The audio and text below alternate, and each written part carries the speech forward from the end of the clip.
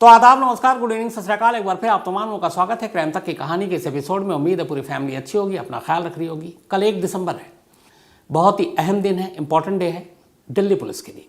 इसलिए कि हाल के वक्त के सबसे सनसनीखेज कत्ल का जो केस है, श्रद्धा मर्डर केस, उस केस के अक्यूज यानी कि आरोपी कातिल आफ्ताब अमीन पूना वाला, उसका नार्को टेस्ट होने जा रहा है दिल्ली के अंबेडकर नगर हॉस्पिटल में।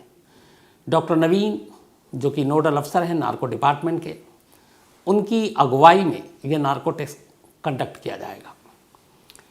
क्या होगा दिल्ली पुलिस को खास वो कौन से सवाल हैं और वो कौन से सुराग हैं जो कल नार्को टेस्ट में आफ्ताब से जानना चाहेगी जब वो नीम बेहोशी की हालत में होगा।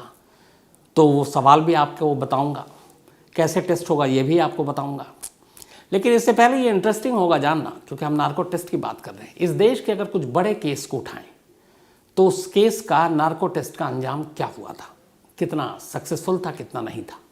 हालांकि फिर आपको याद दिला दूं कि नार्को टेस्ट कोर्ट में एडमिसिबल नहीं है, कोर्ट में मान्य नहीं है एक सबूत के तौर पर, लेकिन इसके ज़रिए बाकी सबूत जांच एजेंसियां हासिल करती हैं।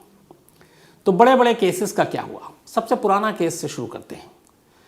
इस देश में एक फेक स्टैम्प घोटाला हुआ था, फर्जी स्टैम्प। हम घर की खरीद फरोख्त के लिए, बाकी चीज़ों के लिए, आपको याद हो, स्टैम्प पेपर ख़रीदते हैं और उन स्टैम्प पेपर की कीमत बहुत ज़्यादा होती है। जो घर की खरीद फरोख्त होती है और जो सरकारी फ़ीस होती है, 2 लाख, 3 लाख, 5 लाख, उन सबके स्टैम्प पेपर होते हैं। आप कैश जमा नहीं करते हैं, क्योंकि वो एक तरह से स्टैम्प पेपर एक रुपया ही है एक तरह का सरकार के लिए। अब्दुल करीम तेलगी, जिसकी कहानी मैं बहुत डिटेल में इसी कहानी के एपिसोड में सुना चुका हूँ, आप अब्दुल करीम तेलगी टाइप करेंगे, आप वो कहानी सुनेंगे, इंटरेस्टिंग है, सुनिएगा उसको भी। यह मास्टरमाइंड था उस स्कैम का, फेक स्टैम्प छापता था कैसे पुणे की फैक्ट्री में और बाकी जगह। और कहते हैं कि इतने पैसे कमाए इसने, इतने पैसे कमाए कि इसे खुद पता नहीं था कि इसके पास पैसे कितने हैं। आलम यह था कि बोरियों में पैसे रखता था। अब इतना बड़ा स्कैम, इतने पैसे क्या करे, कहाँ रखे? एक आदमी ज़रूरत से ज़्यादा भी पैसा है तो क्या करेगा? और एक आम इंसान जो अचानक, अब वो अंबानी और अडानी टाइप उसके पास पैसे आ जाए तो दुनिया की भी तो नज़रें और निगाहें पड़ेंगी उस पर। तो उसकी हालत ये थी कि इन पैसों का करे क्या, कुछ समझ में नहीं आता था उसको, खर्च कहाँ करे। और फिर पता चला बड़े बड़े लीडर्स को भी उसने पैसे दिए। खैर, इसका पर्दाफाश होता है और अब्दुल करीम तेलगी को पकड़ा जाता है, पुलिस हिरासत में रखा जाता है, फिर CBI इस केस की जाँच करती है। उसके बाद इससे बाकायदा इंट्रोगेशन में बहुत सारी चीज़ें निकलती है, लेकिन लगता है कि ये फिर भी छुपा रहा है, कुछ चीज़ें इसके दिमाग में अब भी हैं। और इसी के बाद अब्दुल करीम तेलगी का नार्को टेस्ट करने का फैसला किया जाता है। 2003 में इसका नार्को टेस्ट हुआ था, यानी आज से 19 साल पहले। 2003 में नार्को टेस्ट हुआ, इससे बहुत सारे सवाल पूछे गए और उस नार्को टेस्ट का जो वीडियो था, टेप, वो बाद में लीक भी हुआ। उस वक्त एक न्यूज़ चैनल, बाकी भी कई न्यूज़ चैनल थे, बहुत सारे न्यूज़ चैनल पे यह आया और लोगों ने दिखाया। आज भी आप देख सकते हैं उसको, बल्कि आज मैं कोशिश कर रहा हूँ रात 11 बजे वारदात में आप ये तेलगी का ये वीडियो देखिएगा। तो नार्को टेस्ट के दौरान नीम बेहोशी के आलम में तेलगी से उसके धंधे के बारे में पूछा गया। ये पूछा गया किन किन लोगों ने मदद की, किन किन लोगों ने पैसे तुमने दिए उनको, और इसने नाम बताए। उसमें 2 नाम ऐसे थे जिन्होंने उस वक्त राजनीति में भूचाल ला दिया था। एक नाम बहुत बड़े मराठा नेता, कई बार केंद्रीय सेंट्रल मिनिस्टर रहे, NCP के भी अध्यक्ष हैं, शरद पवार। तेलगी ने नार्को टेस्ट में नाम लिया था कि हमने उनको पैसे दिए। उसी के अलावा उन्हीं की पार्टी में एक और जो महाराष्ट्र के शायद होम मिनिस्टर भी रहे, छगन भुजबल, तेलगी ने नार्को टेस्ट में उनका भी नाम लिया। और जबकि इससे पहले तेलगी का बाकायदा मजिस्ट्रेट के सामने बयान दर्ज हो चुका था। उस बयान में तेलगी ने कभी इन दोनों का नाम नहीं लिया, लेकिन जब नार्को टेस्ट में पूछा गया कि ये बेइंतहा बेशुमार दौलत कहाँ कहाँ बांटा तुमने, तब उसने ये 2 नाम लिए थे, शरद पवार और छगन भुजबल। हालांकि बाद में चूँकि फिर वही है कि सिर्फ नार्को टेस्ट में नाम लेने से कोर्ट में तो एडमिसिबल है नहीं। अब शरद पवार और छगन भुजबल का कनेक्शन जोड़ना, मनी ट्रेल ढूंढना, वो पैसे कब पहुँचे, कहाँ से मिले, शायद न उसे ढूंढने की कोशिश की गई और न वो साबित किया जा सका। तो तेलगी ने लेकिन नार्को टेस्ट में ये खुलासा करके चौंका दिया था। तब ये हुआ था कि नार्को टेस्ट में कुछ भी उगलवाया जा सकता है, कुछ भी सच आदमी बोल सकता है। दूसरा केस आइए, अजमल कसाब, 26/11 मुंबई पर हमला हुआ। 10 आतंकवादी कराची से चले समंदर के रास्ते, मुंबई की बंदरगाह पर उतरे और इसके बाद 2-2 की टोली में इन लोगों ने मुंबई पर लगातार अगले 3 दिनों तक हमले किए। बहुत सारे बेकसूर बेगुनाह मारे गए। ये कहानी भी डिटेल में आपको मैंने इसी क्राइम तक की स्टोरी में सुना रखी है। अगर नहीं सुनी आप में से जिन लोगों ने, वो ज़रूर सुनी। तो 10 आतंकवादियों ने मुंबई में कोहराम मचाया, मुंबई के सीने को लहूलुहान किया। 9 इसमें मारे गए ऑपरेशन में। सिर्फ एक जिंदा पकड़ा गया था और वो था अजमल कसाब, मोहम्मद अजमल कसाब। और एक बड़ी कामयाबी थी, क्योंकि पाकिस्तान से आए टेररिस्ट या तो फिदायीन होते हैं, मारे जाते हैं, लेकिन यहाँ एक जिंदा टेररिस्ट को पकड़ना जो पाकिस्तान से आया था, वो एक बड़ी कामयाबी इसलिए थी कि उसके ज़रिए पाकिस्तान में बैठे जो आतंकवादी के आका हैं, अलग अलग आतंकवादी संगठन हैं, वो क्या सोचते हैं, कैसे ट्रेन करते हैं, कैसे इंडिया भेजते हैं, ये सारी चीज़ें वो बता सकता था। और इसी के बाद अजमल कसाब का नार्को टेस्ट हुआ। उसके भी वीडियो आपने देखे होंगे, सोशल मीडिया पर आज भी है। अजमल कसाब ने उस नार्को टेस्ट के दौरान बताया कि कैसे उसका ब्रेन वॉश हुआ। पाकिस्तान ने कभी क्लेम नहीं किया कि अजमल कसाब उसका मतलब पाकिस्तानी है, लेकिन उसने अपने पिता, अपने वालिद, अपने घर, पता सब बताया। तो उसने सब कुछ बताया कि उसके वालिद क्या करते हैं, वो क्या करता था, और फिर कैसे वो उन लोगों के चंगुल में आया, फिर कहाँ उसको ट्रेनिंग दी गई, कैसे उसका ब्रेन वॉश किया गया, फिर कैसे पानी के जहाज़ और उससे पहले छोटे बड़े जहाज़ होते हुए उसे मुंबई तक पहुंचाया गया। फिर उसे ये भी कहा गया था कि मुंबई से वापसी का तुम्हारा रास्ता क्या होगा। तो नार्को टेस्ट के दौरान उसने बहुत सारे वो खुलासे किए जो हमारी सुरक्षा एजेंसियों के बड़े काम आए। तो ये दूसरा।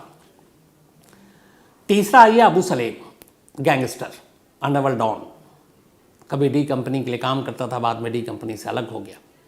अबू सलेम को पुर्तगाल से डिपोर्ट करके हिंदुस्तान लाया गया था और उसको जब यहाँ पर लाया गया तो लाने के बाद उससे पूछताछ हुई। अब वो उसके अंदर जो राज थे, underworld, D company, rival gang, Mumbai में कौन कौन डी कंपनी के लिए काम करता है, कौन दुश्मन है, कौन दोस्त है, कौन पुलिस अफसर हैं जो डी कंपनी के पेरोल पर हैं, ये सारी जानकारी चूँकि अबू सलेम लंबे वक्त तक डी कंपनी के साथ था, उसे मालूम थी। तो उसका भी नार्को टेस्ट किया गया। जब डिपोर्ट किया गया था तो उसके साथ मोनिका बेदी भी थी, जिसके बारे में यह कि उसने शादी की थी। और उसके बाद उसे यहाँ लाया गया, उसका नार्को टेस्ट हुआ। जब नार्को टेस्ट किया गया तो सबसे interesting narco test Abu Salem का ही हुआ अब तक के, अगर केस स्टडी के तौर पर हम देखें तो। पहले तो उसने मना किया कि मैं मोनिका बेदी कौन जानता नहीं, लेकिन फिर उसने जब धीरे धीरे उसको घुमाया गया, सवालों को उलझाया भी बहुत जाता है नार्को टेस्ट के दौरान, चूँकि अपने बेहोशी में भी है। तो एक जगह फिर कहता है कि मैं मोनिका बेदी से प्यार करता हूँ और हमने सिर्फ प्यार किया था मोनिका के लिए, उसने कहा। फिर उससे इधर उधर की बातें की गई, लेकिन नार्को टेस्ट में उसने अंडरवर्ल्ड और बाकी चीज़ों के बारे में खुलासा ही नहीं किया। ऐसा लगा कि जैसे वो बंदा शायद अब भी होशो हवास में है। और इसका पता कैसे चला, एक सवाल ऐसी उससे पूछा गया, जैसे एक सवाल था, उससे पूछा गया कि अच्छा मुंबई में कौन ऐसा पुलिस अफसर है जिसको तुम जानते हो। तो उसने एक पुलिस वाले का सिर्फ नाम लिया था, प्रदीप शर्मा। उसने कहा मैं प्रदीप शर्मा को जानता हूँ, एनकाउंटर स्पेशलिस्ट। फिर उससे एक और सवाल पूछा गया था। उस सवाल के जवाब देने की बजाय अबू सलेम गाना गाने लगा था। नार्को टेस्ट है, नीम बेहोशी की हालत है, उसको बेहोशी की इंजेक्शन की डोज दी हुई है, लेकिन यहाँ सवाल कुछ और है और जवाब में वो गाना गा रहा है। तो वो भी बड़े चौंके थे उस वक्त जो उसका नार्को कर रहे थे कि ये मामला क्या है, ये बंदा जवाब देने की बजाय गाना गा रहा है। तो कहते हैं कि अबू सलेम का जो नार्को टेस्ट था वो पूरी तरह से फ्लॉप था। वो शायद होशो हवास में उसने पुलिस इंट्रोगेशन में जितने सवालों के जवाब सच सच दिए थे, नार्को टेस्ट में बिल्कुल उसका उल्टा था। वो सारे जवाब झूठे दे रहा था ज़्यादातर। तो इसका मतलब है कि नार्को टेस्ट का उस पर असर नहीं हुआ। अब ये कैसे, ही मैं आपको आगे बताऊंगा कि असर होता भी है और नहीं भी होता, ये कैसे मुमकिन है। खैर, तो ये एक केस स्टडी है अबू सलेम का कि उसका नार्को टेस्ट सक्सेसफुल नहीं रहा। 3 हो गए। अब चौथा आते हैं आरुषि मर्डर केस। इस देश में हर कोई इस केस को जानता है। सवाल वही कि आरुषि को किसने मारा, माँ बाप ने, नौकर ने, या फिर कुछ और मसला था। अब उसको लेके सारी बातें हुई, तमाम इंट्रोगेशन हुए।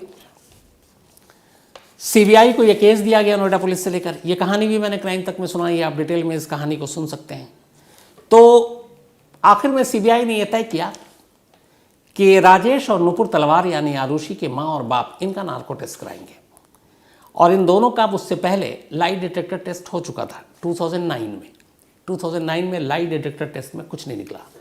फिर ये तय हुआ कि इनका नार्को टेस्ट कराते हैं। 2010 में आखिरकार सीबीआई को कामयाबी मिली और डॉक्टर राजेश तलवार और नुपुर तलवार का नार्को टेस्ट हुआ। इस नार्को टेस्ट के दौरान पुलिस यही जानना चाहती थी कि उस रात उस घर में 4 लोग थे, सुबह 2 जिंदा मिले और 2 लाशें मिली। तो घर के अंदर कोई आया नहीं, कोई गया नहीं, दरवाजे बंद हैं, तो फिर कातिल कौन है? इस पूरे नार्को टेस्ट को भी एक फ्लॉप केस के तौर पर देखा जाता है। डॉक्टर राजेश तलवार और नुपुर तलवार ने ऐसी एक भी चीज़ नहीं बताई इस नार्को टेस्ट में, बेहोशी के आलम में, जो पुलिस को उस सुराग और सबूत तक पहुंचा सकता जिससे आरुषि और हेमराज का कत्ल हुआ था। इन दोनों से जो भी सवाल जितने घुमा कर पूछे गए, इन पूरे सवाल जवाब के दौरान नीम बेहोशी के आलम में भी डॉक्टर राजेश तलवार और नुपुर तलवार यही कहते रहे कि आरुषि का कत्ल उन्होंने नहीं किया। आरुषि का और हेमराज का कातिल कौन है ये वो नहीं जानते। जो बात उन्होंने होशो हवास में पहले नोएडा पुलिस और फिर सीबीआई के अफसरों को बताया, वही बात उन्होंने नार्को टेस्ट के दौरान लगातार दोहराते रहे। एक भी क्लू, एक भी सुराग उन्होंने नार्को टेस्ट में नहीं छोड़ा। जब सीबीआई की टीम नाकाम रही नुपुर और राजेश तलवार के इस नार्को टेस्ट की रिपोर्ट से, क्योंकि उनके हाथ खाली, फिर उन्होंने और लोगों के किए, जिसमें एक कृष्णा, आपको याद होगा, सर्वेंट था। कृष्णा के भी उन्होंने नार्को टेस्ट किए। कृष्णा के नार्को टेस्ट से भी कोई ऐसी कामयाबी हाथ नहीं लगी जो आरुषि और हेमराज के कत्ल पर रोशनी डाल सके, उनके कातिल का सुराग दे सके। तो आरुषि मर्डर केस और एक अबू सालेम केस, कहते हैं कि ये नार्को टेस्ट की नाकामी का एक बहुत बड़ा दोनों मिसाल हैं ये 2 केस। तो नार्को टेस्ट आरुषि केस में फ्लॉप रहा। अब इसके अलावा एक और केस जो इस देश में सुर्खियां बनी, निठारी मर्डर केस, बल्कि निठारी मास मर्डर केस, जहाँ से मैं ये कहानी सुना रहा हूँ वहाँ से मुश्किल से ये 2.5-3 किलोमीटर की दूरी पर होगा वो D40 जो कोठी है, जिसमें करीब 22-23 बच्चे मारे गए थे, उनको मारा गया था। तो निठारी केस के 2 विलन थे, एक सुरेंद्र कोहली और एक मुनिंदर सिंह पंढेर। उस कोठी का मालिक पंढेर जो कभी कभी आता था, और कोहली जो उस कोठी में नौकर के तौर पर काम करता था। ये कहानी भी मैंने आपको इसी क्राइम तक की कहानी के एपिसोड में सुना रखी है। जिन लोगों ने नहीं सुनी आप ज़रूर सुनिएगा, ताकि आपको केस के बारे में पता चले। तब पुलिस ने निठारी केस की तफ्तीश की, फिर सीबीआई को ये केस सौंपा गया, सारी चीज़ें हुई, लेकिन लगा कि कुछ अब भी झूठ बोला जा रहा है। मुनिंदर सिंह पंढेर कुछ और कह रहा है, सुरेंद्र कोहली कुछ और कह रहा है। अब इतने बच्चों का कत्ल हुआ, फिर बीच में आया कि दोनों की मिली भगत थी। इसके बाद आखिरकार कोर्ट की इजाज़त लेकर नार्को टेस्ट होता है पंढेर और सुरेंद्र कोहली दोनों का। इस नार्को टेस्ट से कामयाबी मिलती है। इस नार्को टेस्ट के ज़रिए सीबीआई को पता चलता है कि ये पूरे केस की कहानी क्या थी। इस केस के ही ज़रिए पता चलता है कि सुरेंद्र कोहली नपुंसक था। इस केस के ज़रिए ही, नार्को टेस्ट के ही ज़रिए पता चलता है कि जो कत्ल हुए थे उनमें से ज़्यादातर कत्ल मुनिंदर सिंह पंढेर की गैर हाजिरी में हुए थे, जब वो इस कोठी पे नहीं रहता था। हाँ, एक कत्ल ऐसा था जिसकी जानकारी मुनिंदर पंढेर को थी और इसीलिए वो साजिश में शामिल किया गया था पंढेर का नाम। लेकिन इस पूरे नार्को टेस्ट के दौरान सुरेंद्र कोहली का पूरा रोल सामने आया, मुनिंदर सिंह पंढेर का जो रोल था एक कत्ल में वो भी सामने आया। तो इस केस को हम एक कामयाबी के तौर पर देख सकते हैं। तो कुल मिलाकर 4-5-6 जो मैंने आपको एग्जाम्पल दिए, तेलगी नार्को टेस्ट में कामयाब रहा, लेकिन जिन 2 लोगों के बड़े नेताओं के नाम लिए उनका कुछ नहीं हुआ। आपका अबू सालेम ये फ्लॉप रहा, आरुषि केस फ्लॉप रहा, आपके निठारी केस कामयाब रहा, तो कुछ अजमल कसाब कामयाब रहा। अब यही चीज़ 1 दिसंबर कल है, सुबह 9 बजे, यानी कि जब आप ये कहानी सुन रहे होंगे ठीक उसके 12 घंटे के बाद, आफताब दिल्ली के अंबेडकर अस्पताल में पहुंचेगा तिहाड़ जेल से। तिहाड़ जेल से उसे सुबह 7:30 बजे निकाला जाएगा और 7:30 बजे निकालने के बाद अदालत से ऑलरेडी इजाज़त मिल चुकी है, फॉरेंसिक टीम रेडी है। डॉक्टर नवीन जो वहाँ के नोडल अफसर हैं नार्को डिपार्टमेंट के, उनकी अध्यक्षता में ये पूरी तैयारी की गई है। और कल सुबह ठीक 9 बजे जब वो पहुँचेगा तो पहले सारी तैयारी की जाएगी, जो भी उसका चेकअप है वो होगा। देन उसके बाद जो नार्को टेस्ट की तैयारी है वो होगा, तो शुरू के आप मान के चलिए कि करीब 1-2 घंटे इनमें निकलेंगे। और इसके बाद नार्को टेस्ट की कवायद शुरू होगी, जिसमें बाकायदा जो सवालों की लिस्ट तैयार की गई है वो सारे सवाल होंगे। पर होगा कैसे, पहले वो आपको बताता हूँ। नार्को टेस्ट असल में आम लफ्ज़ों में कहूँगा, कौन सा दवा और कौन से वो यूज़ करते हैं उसका कोई मतलब नहीं है, क्योंकि हम लोग ज़्यादातर एनासिन, क्रोसिन यही सब समझते हैं। तो अब मैं बड़ी बड़ी दवाओं के नाम लें, समझ में ना आए तो कोई मतलब नहीं है। तो एक आम आदमी को कैसे समझना है उसी हिसाब से समझाता हूँ।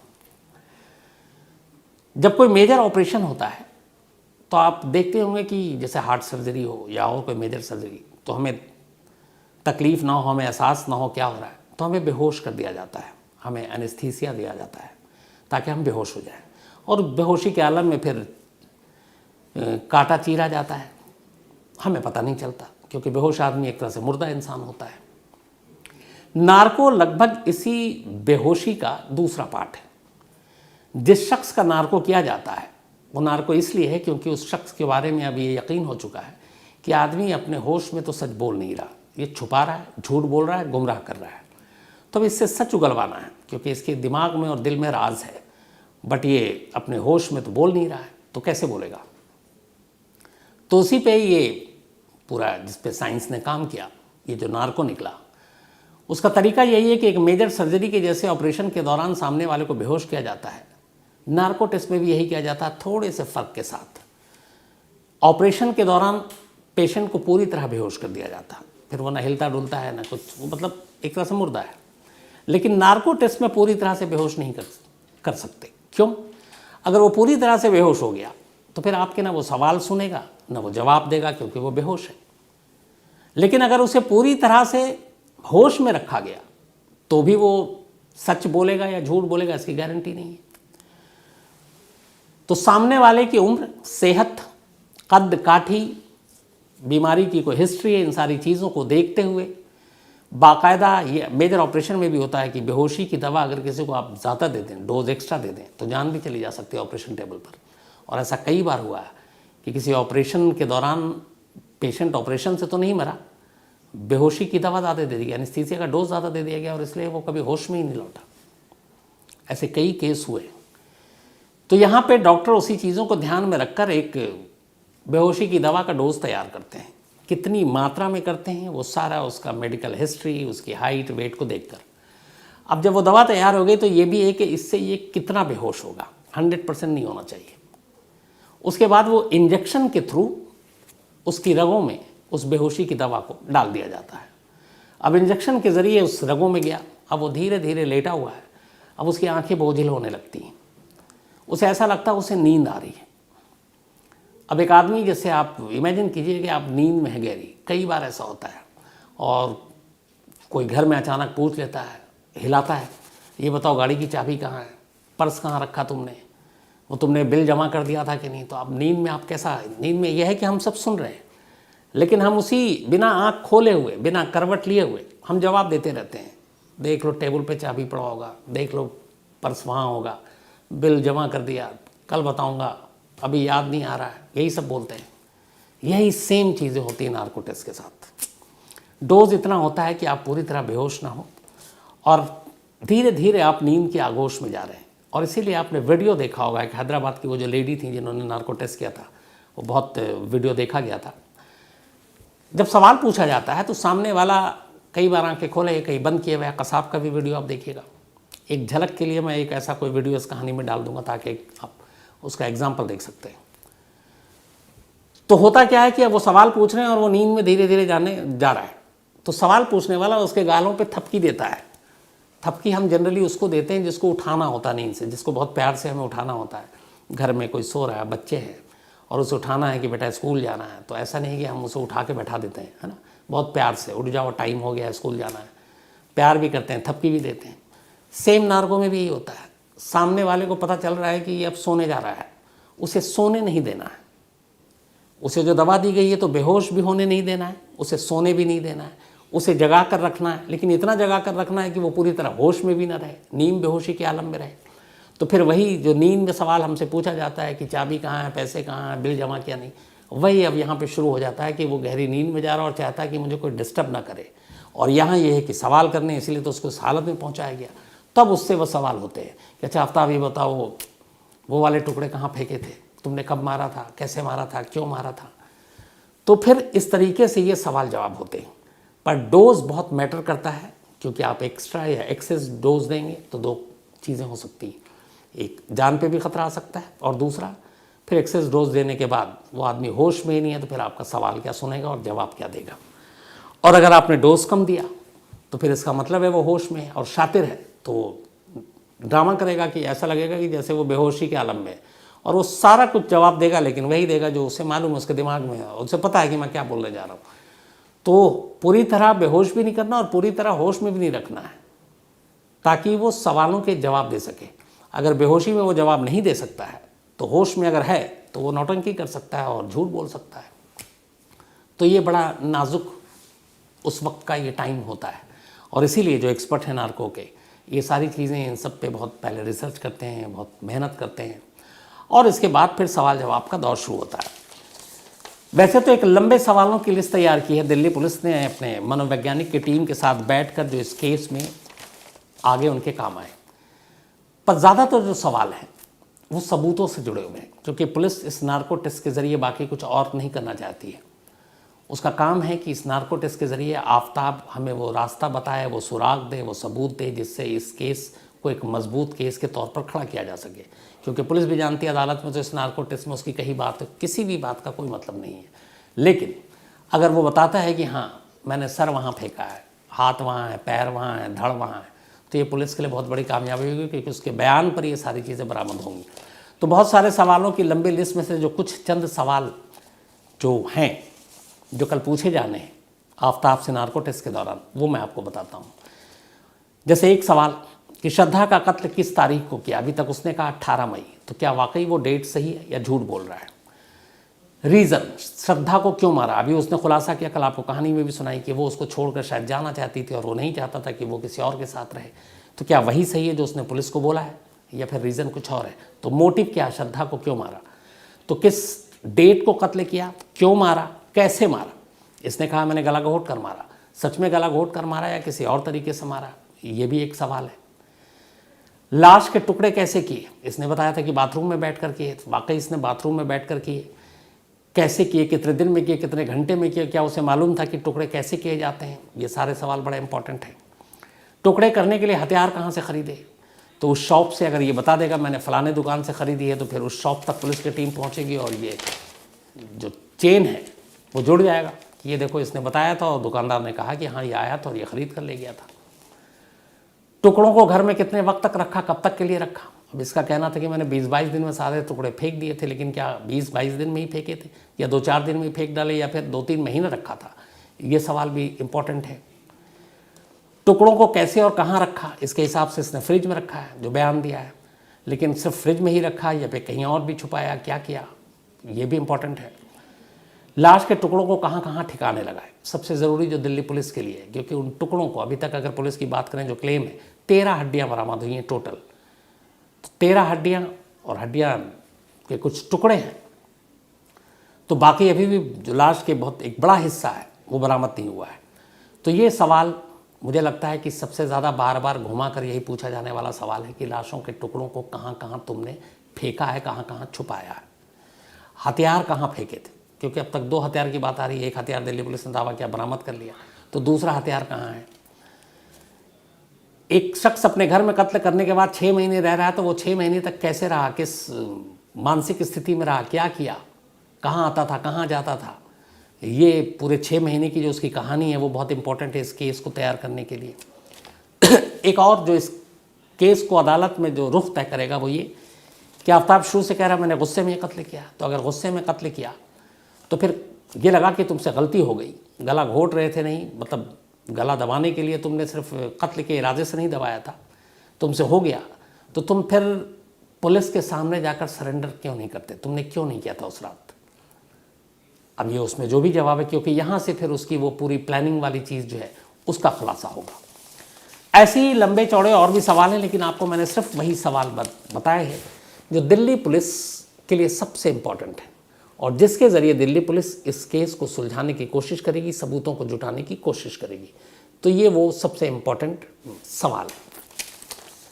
तो कल का दिन दिल्ली पुलिस के लिए इम्पोर्टेंट है, 1 दिसंबर है, और मेरी जो बात हुई है वो ये है कि शाम तक नार्को टेस्ट कंप्लीट हो जाएगा और वापस आफ्ताब तिहाड़ पहुंच जाएगा। नार्को टेस्ट में कल क्या कुछ अपडेट या जानकारी होगी, मैं कोशिश करूंगा वो जानकारी उस टीम के ज़रिए आप तक पहुंचाने की, कि कुछ ऐसी बातें आफ्ताब ने की। हालांकि एक चीज़, कई चीज़ें क्राइम रिपोर्टिंग में आप तजुर्बे से सीखते हैं। मान लीजिए कि कल नार्को होता है शाम को, और कल शाम या परसों सुबह से ही दिल्ली पुलिस की टीम कुछ अलग अलग इलाकों में अगर तलाश करने निकल जाती है। अब तक महरौली के जंगल में थी, अब वहाँ से छोड़कर मैदानगढ़ी में थी। अब मान लीजिए महरौली और मैदानगढ़ी और गुरुग्राम छोड़कर कुछ नए इलाकों की तरफ दिल्ली पुलिस की टीम कुछ ढूंढ रही है, तो इसका मतलब ये हुआ कि नार्को टेस्ट में उसने कुछ नई जगहों के बारे में बताया। तो उससे भी एक होगा कि उसने कुछ नए खुलासे किए। तो ये सारी चीज़ें कल 1 दिसंबर, कल नार्को टेस्ट, और यही दुआ है कि इस नार्को टेस्ट में दिल्ली पुलिस की कामयाबी मिले, क्योंकि ऐसे कातिल, ऐसे लोग जो इस तरीके का जुर्म करते हैं, उनके लिए कहीं से भी कोई भी कोना सबूत से खाली न रहे। सारे सबूत मिले और फिर एक कड़ी से कड़ी सज़ा मिले, ताकि दूसरे लोगों को सबक मिले। तो कहानी में फ़िलहाल इतना ही, लेकिन अपना वही सिलसिला। आज मनिंदर सिंह जी का जन्मदिन है, तो हैप्पी बर्थडे मनिंदर सिंह जी, और ये जमशेदपुर से हैं। निर्दोष रिचारिया, अच्छा नाम है आपका निर्दोष जी, आपने खुद ही अपने आप को निर्दोष बता रखा है। नहीं, वैसे मजाक कर रहा हूँ, बट हैप्पी बर्थडे निर्दोष साहब, और ये मध्य प्रदेश से हैं। ज्योति प्रदेशी का भी आज जन्मदिन है, तो हैप्पी बर्थडे ज्योति, और ये अमित गायकवाड़ जी की बहन है। साथ ही ज़फ़र रज़ा, इनका भी आज बर्थडे है, तो हैप्पी बर्थडे ज़फ़र, और ये भुवनेश्वर से हैं। इसके अलावा सत्यम त्रिपाठी का भी आज जन्मदिन है, तो हैप्पी बर्थडे सत्यम जी। साथ ही चतुर्भुज सेठ, इनका भी बर्थडे आज, तो हैप्पी बर्थडे चतुर्भुज जी, और ये सुप्रिया जी के पति हैं और इनके बेटे विबान। इसके अलावा सुधांशु शाक्या, इनका भी आज जन्मदिन है, तो हैप्पी बर्थडे सुधांशु, और कमल सिंह शाक्या जी के बेटे हैं ये। अश्वनी खंडूरे का भी आज बर्थडे है, तो हैप्पी बर्थडे अश्वनी, और ये रवि जी की सिस्टर हैं। साथ ही देवेंद्र शर्मा, इनका 29 को था, बिलेटेड हैप्पी बर्थडे देवेंद्र जी। और आरती नेगी ने भेजा है, उनके शायद मौसा हैं, पंजाब में रहते हैं। साथ ही राहुल श्रीवास्तव का भी आज जन्मदिन है, और सौरभ श्रीवास्तव का भी। ये दोनों भाई हैं, लेकिन जुड़वा नहीं है, ट्विन नहीं है, लेकिन दोनों सगे भाई हैं, राहुल श्रीवास्तव और सौरभ श्रीवास्तव। और 26 तारीख को इनका बर्थडे था, ये भूल गया और मैं भी भूल गया, तो बिलेटेड हैप्पी बर्थडे आप दोनों को। इसके अलावा आज इंदू और कमलजीत जी की एनिवर्सरी है, तो इंदू जी, कमलजीत जी, आप दोनों को बहुत बहुत मुबारक। मरियम शेख और इकबाल शेख की भी आज मैरिज एनिवर्सरी है, तो आप दोनों को भी बहुत बहुत मुबारक। और इरफान अहमद ने भेजा है, उनके पेरेंट्स हैं ये। साथ ही आशा गुप्ता और पिंटू कुमार साहा, तो आशा जी और पिंटू जी, आप दोनों को ही बहुत बहुत मुबारक एनिवर्सरी की, राकेश गुप्ता ने भेजा है। इसके अलावा माधवी चौधरी और पंकज चौधरी जी की भी आज मैरिज एनिवर्सरी है, तो आप दोनों को भी बहुत बहुत बधाई, मुबारक। साथ ही किशन कुमार, इन्होंने सवाल लिखा है, गवर्नर का 5 साल का कार्यकाल होता है, प्रेसिडेंट का 5 साल का होता है, प्राइम मिनिस्टर का कार्यकाल कितना होता है, टेन्योर। प्राइम मिनिस्टर का कोई टेन्योर नहीं होता, वैसे एक बार में 5 साल का ही होता है। जब आप लोकसभा चुनी जाती है तो लोकसभा 5 साल का होता है, तो जो लोकसभा में एमपी चुने जाते हैं, उन एमपी का जो नेता होता है वही प्राइम मिनिस्टर बनता है, और वो प्राइम मिनिस्टर और लोकसभा की जो मियाद है, अवधि है, जो टेन्योर है, वो 5 साल है। तो कायदे से प्राइम मिनिस्टर का एक बार में 5 साल का होता है, लेकिन अगर बीच में सरकार गिरा दी गई तो वो कभी भी प्राइम मिनिस्टर जा सकते हैं। लेकिन फिक्स नहीं है कि एक बार प्राइम मिनिस्टर 5 साल हो गए तो फिर आप अगली बार नहीं बन सकते। आप जब तक जनता आपको वोट देती रहे, आपके एमपी आपको अपना लीडर चुनते रहे, आप प्राइम मिनिस्टर बन सकते हैं। आप 10 साल, 20 साल, 30 साल, जब जब आप जीतेंगे और लोकसभा के एमपी आपको अपना नेता मानेंगे, आप प्राइम मिनिस्टर बन सकते हैं। जैसे बहुत सारे देशों में पीएम प्रेसिडेंट को लेकर अलग अलग कानून है। जैसे यूएस की बात करें, वहाँ का जो प्रेसिडेंट है वो सिर्फ 8 साल ही प्रेसिडेंट रह सकता है यूएस का, और वहाँ का टेन्योर 4 साल का है। एक बार में 4 साल, दूसरे बार में 4 साल, लेकिन 8 साल के बाद आप दोबारा अमेरिका के प्रेसिडेंट नहीं बन सकते, न चुनाव लड़ सकते हैं। इसके अलावा महेंद्र ओंसू हैं जोधपुर से, साथ ही गौरव लूथरा जी हैं यूएसए से। थैंक यू सो मच आपके इस प्यार के लिए। और खाकी, एक बिहार की सीरीज़ आई, उसकी कहानी सुनना चाहते हैं। मनोज लुखार हैं पोलैंड से, और आपसे ज़रूर बात होगी मनोज जी। साथ ही उज्जैन हलीम हैं कोलकाता से, कहानी की फरमाइश की है। इसके अलावा संदीप सिंह राजपूत हैं, साथ ही नीलेश बोदडे हैं, बोदडे पाटिल, और इन्होंने कहा है कि एक जलगांव में मेरी शक्ल के एक और जर्नलिस्ट हैं जिनका नाम हेमंत पाटिल है। मैंने चेहरा देखा, मुझे भी लगा कि काफ़ी कुछ मिलता जुलता है। Thank you so much. साथ ही सोहन है, थैंक यू सो मच। गौरव शेट्टी हैं, बल्कि गौरव शेट्टी ही है, और इन्होंने कहा कि रस्सी टूट जाए तो फांसी दोबारा दी जाती है। बिल्कुल दी जाती है, मैंने डिटेल में आपको कहानी सुनाई है। नरेंद्र राजमानी हैं, थैंक यू सो मच। इसके अलावा गगनदीप सिंह हैं, साथ ही चेतन देवांगन जी हैं, थैंक यू सो मच, और एक कहानी की फरमाइश की। तो आज कहानी में इतना ही। अब आपसे मुलाकात होगी कल रात 9 बजे किसी नई कहानी के साथ। तब तक अपना ख्याल रखिएगा। Thank you very much.